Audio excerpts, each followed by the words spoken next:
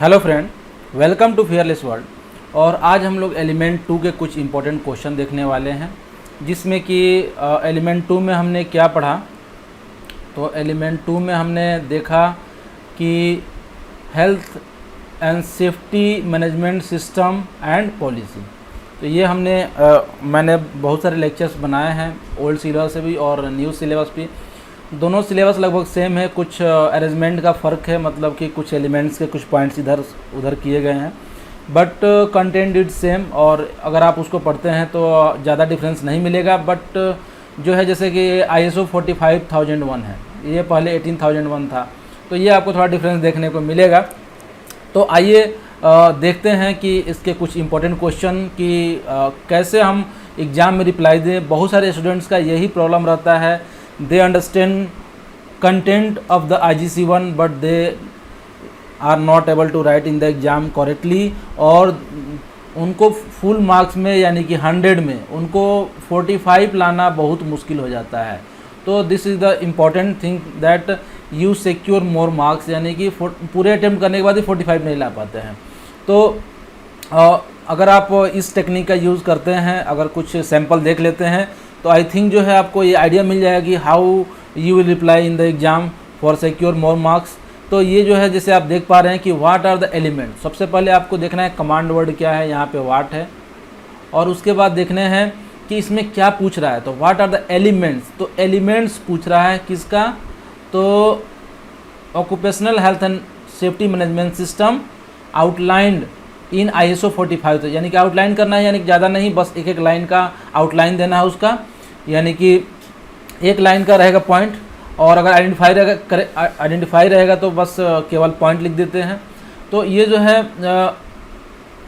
Outline, मतलब कि कुछ आपको थोड़ा सा डिस्क्रिप्शन देना है।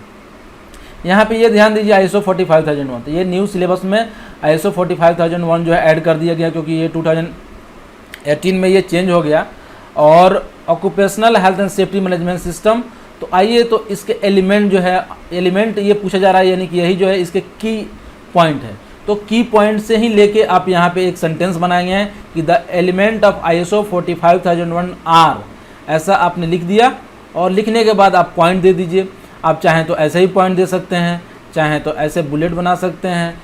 तो अकॉर्डिंग टू योर चॉइस आप यहाँ पे एक पॉइंट दे सकते हैं। और देने के बाद आप लिखिए कॉन्टेक्स्ट ऑफ द ऑर्गेनाइजेशन, यानी कि फ्रेमवर्क, ये होता है, इसके पहले एलिमेंट है। तो सेकेंड एलिमेंट है लीडरशिप एंड वर्कर पार्टिसिपेशन, ये भी फ्रेमवर्क में आता है। और यहाँ से स्टार्ट होता है प्लानिंग, यानी कि ISO जो भी मैनेजमेंट सिस्टम है वो जनरली PDCA साइकिल पे बेस होता है, यानी कि प्लान डू चेक एक्ट। तो ये जो है सारे मैनेजमेंट जो ऐसी पे बेस होते हैं। तो ये भी एक मैनेजमेंट सिस्टम ही है सेफ्टी का, तो ये भी PDCA साइकिल पर ही होगा, तो उसीलिए उसको दिखाया गया। तो ये दोनों पॉइंट जो है ये एक फ्रेमवर्क है। और उस सेकेंड जो है प्लानिंग, यहाँ से स्टार्ट होता है, यानी कि प्लान करते हैं सबसे पहले। सपोर्ट और ऑपरेशन, ये दोनों डू में आता है। और परफॉर्मेंस इवैल्यूएशन, ये चेक में आता है। और इम्प्रूवमेंट, यानी कि चेक करने के बाद जो हमने पाया वो इम्प्रूवमेंट जो है एक्ट में आता है। तो ये टोटल इसके 1 2 3 4 5 6 7 एलिमेंट्स हुए, जिसको आपको तो याद होगा, लेकिन कैसे लिखना है आपने यहाँ पे सीखा। तो आई होप इससे आपको एक आइडिया मिल गया होगा। आइए सेकेंड जो है क्वेश्चन आप देख पा रहे हैं कि what is the role of evaluation in the ILO OSHA 2001 occupational health and safety management system. तो हर जितने भी ऑर्गेनाइजेशन है उनका एक, जैसे ILO का अलग मैनेजमेंट सिस्टम है, ISO का अलग मैनेजमेंट सिस्टम है, तो उसी प्रकार जो है इसमें ये दोनों पूछ सकता है, दोनों इंपॉर्टेंट है। क्योंकि ILO जो है इंटरनेशनल लेबर ऑर्गेनाइजेशन का जो है ये मैनेजमेंट सिस्टम है, और ISO 45000 जो है आजकल हर कंपनियां इम्प्लीमेंट कर रही हैं।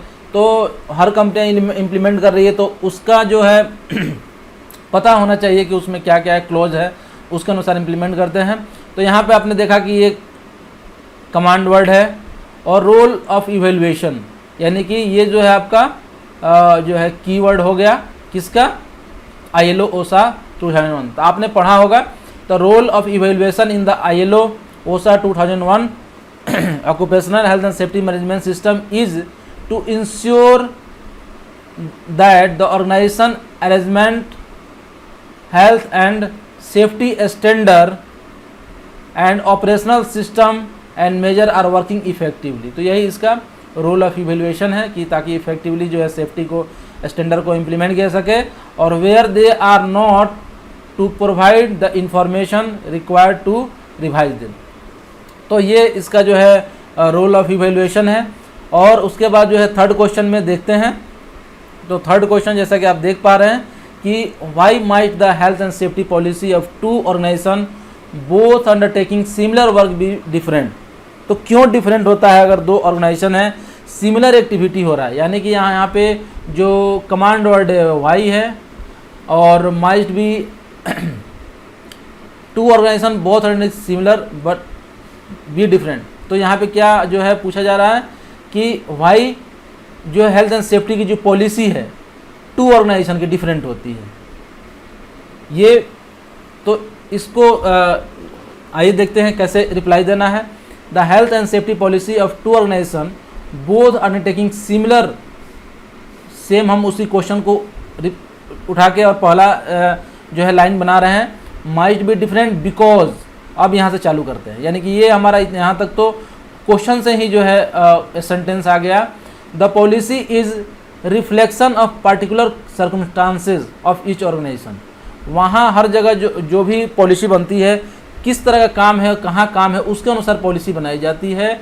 So any variation in size, अगर कंपनी बड़ी छोटी हो तो पॉलिसी वेरी करती है, नेचर ऑफ जॉब वेरी करता है, तब भी ऑर्गेनाइजेशन ऑफ ऑपरेशन वेरी करता है। तो यानी कि उसमें अगर दो सिमिलर ऑर्गेनाइजेशन है, अलग अलग जगहों पे काम कर रही है, तो उसके लिए अलग अलग पॉलिसी हो सकते हैं, वहाँ के अलग अलग साइज हो सकती है, बड़ा छोटा कंपनी हो सकती है। तो उसके अनुसार जो है will mean that health and safety policy will also vary, or it may also be the case that senior management have different vision। मैंने आपको बताया था कि पॉलिसी क्या होता है कि एक स्टेटमेंट ऑफ इंटेंट होता है, यानी कि हम क्या करना चाहते हैं, हमारा गोल क्या है, इसके अनुसार जो है हम अपना पॉलिसी सेट कर बनाते हैं। तो हर आदमी का जो है, हर ऑर्गेनाइजेशन के जो मैनेजमेंट है, सीनियर मैनेजमेंट यानी कि जो एमडी या सीईओ है या जो भी ग्रुप ऑफ डायरेक्टर है, वहाँ पे उनका विजन अलग अलग होता है, यानी कि हम क्या चाहते हैं। तो इसलिए पॉलिसी जो है दो ऑर्गेनाइजेशन की वेरी करती है। और health and safety performance of the organisation, तो आई होप ये आपको आंसर क्लियर हुआ होगा कि क्यों जो है वेरी होता है। आइए नेक्स्ट क्वेश्चन देखते हैं, what are the 3 key part of the health and safety policy. तो मैंने ये बहुत अच्छे से बताया है कि 3 पार्ट क्या है, यानी कि पॉलिसी जो है उसके 3 पार्ट हो जाते हैं। एक जो है स्टेटमेंट ऑफ इंटेंट और सेकेंड जो है ऑर्गेनाइजेशन, और तीसरा जो है अरेंजमेंट। तो ये 3 पार्ट होते हैं, उसी को यहाँ पे लिखना है कि the 3 key part of the health and safety policy are. ये क्वेश्चन से ही देखिए आप यहाँ पे जो फर्स्ट लाइन बन रहा है, यानी कि यहाँ कमांड वर्ड जो है वाट है और 3 की लिखना है किसके पार्ट, तो हेल्थ एंड सेफ्टी पॉलिसी के। तो उसी से फर्स्ट बन जाता है। और आर अब यहाँ से स्टार्ट कर रहे हैं। पहला जनरल स्टेटमेंट ऑफ इंटेंट, यानी कि स्टेटमेंट ऑफ जनरल पॉलिसी, और सेकेंड जो है ऑर्गेनाइजेशन सेक्शन, और थर्ड जो है ऑर्गेनाइजेशन में क्या रहेगा, organisation roles and responsibility, and third जो है अरेंजमेंट सेक्शन। तो ये 3 सेक्शन हो जाते हैं उसमें। तो ये 3 या 2 मार्क्स का क्वेश्चन इस तरह का रहता है। उसके बाद जो है आइए नेक्स्ट क्वेश्चन देखते हैं, who should sign policy statement. तो ये फर्स्ट में ही जैसे पॉलिसी आप स्टार्ट करते हैं, आप वहाँ से पढ़ते हैं कि जो टॉप मैनेजमेंट है वही, या एग्जीक्यूटिव डायरेक्टर या जो भी ऊपर टॉप है वही साइन करता है। तो उसी को यहाँ पे लिखना है। यहाँ पे हु है और साइन कौन साइन करेगा, तो पॉलिसी को, स्टेटमेंट को। तो आइए इसी से पहला जो है इसका रिप्लाई कैसे दे सकते हैं, the person at the very top of the organisation. तो या ऐसे भी आप इसको रिप्लाई दे सकते हैं कि policy statement should be signed by the management director. इस तरह का आप लिख सकते हैं, यानी कि इस तरह भी आप रिप्लाई दे सकते हैं। हर आदमी का अलग अलग लैंग्वेज हो सकता है, बट एक रिलेवेंट जो है लैंग्वेज अप्लाई करना है, ताकि जो है आप अच्छे से रिप्रेजेंट कर पाएँ अपने एग्जामिनर के सामने, ताकि वो फुल मार्क्स आपको दे पाए। The person at the very top of the organisation such as the managing director, MD managing director, MD, और चीफ एग्जीक्यूटिव ऑफिसर यानी कि CEO should be sign the policy statement indicating the organisation commitment at the highest level, यानी कि ये indicate करता है कि commitment जो है हाईएस्ट लेवल से है, क्योंकि लो लेवल के लोग अगर कमिटमेंट करते हैं तो जो है बहुत सारा प्रॉब्लम होता है, जैसे कि फाइनेंस नहीं मिल पाता है, कई सारी चीज़ है। तो आप इस तरह से रिप्लाई दे सकते हैं। आइए नेक्स्ट क्वेश्चन जो देखते हैं वो, what health and safety responsibility do all workers have, यानी कि सभी वर्कर, जितने भी वर्कर हैं उनकी किस तरह की रिस्पॉन्सिबिलिटी होती है। तो उनकी रिस्पॉन्सिबिलिटी आपने पढ़ा ही था पहले, ILO जो बताया है, यानी कि आप लिख सकते हैं यहाँ पे कमांड वर्ड के अनुसार ऑल वर्कर, आपने जैसे वर्कर से पूछ रहा था यहाँ पे all workers have certain health and safety responsibility. अब यहाँ पे हो गया क्वेश्चन से ही ये पहला सेंटेंस हो गया, यहाँ से रिप्लाई स्टार्ट होता है, they must act responsibly and safely at all time. तो ये पहला हो गया कि उनको सेफली जो है रिएक्ट करना है, एक्ट करना है, and do everything they can to prevent injury to the themselves and other, और वो सब कुछ करना है उन्हें जो कि उनके सेफ्टी और अदर की सेफ्टी के लिए ज़रूरी हो। अदर की सेफ्टी किसके, जैसे उनके फॉलो को वर्कर जो उनको फॉलो कर रहे हैं, विजिटर्स, मेंबर ऑफ पब्लिक, जो आसपास की पब्लिक जो है ट्रेसपासर है जो पास कर रही है आपके आसपास से, तो उन्हें, और साथ में and cooperate with the employer, cooperate करना है। कोऑपरेट कैसे करेंगे, जो भी आपको इंस्ट्रक्शन मिल रहा है वहाँ पे उसको आप फॉलो करेंगे, जिस तरह के भी आपको बताया जा रहा है वैसे करेंगे, इस तरह से आप करेंगे तो ये आपकी रिस्पॉन्सिबिलिटी है। तो 6 नंबर क्वेश्चन का रिप्लाई आप ऐसे दे सकते हैं। और 7th नंबर आप देख पा रहे हैं कि what does a safety organisation chart show, यानी कि जो सेफ्टी ऑर्गेनाइजेशन है चार्ट जो बनता है, तो सेफ्टी ऑर्गेनाइजेशन चार्ट क्या होता है। तो जैसा कि आप देखें ऑर्गेनाइजेशन चार्ट में होता है कि कौन किसके, जैसे कि ये, तो इसके नीचे कौन कौन लोग रहेंगे और उसके नीचे कौन लोग रहेंगे, तो इस तरह का ये चार्ट इसको बोलते हैं ऑर्गेनाइजेशन चार्ट।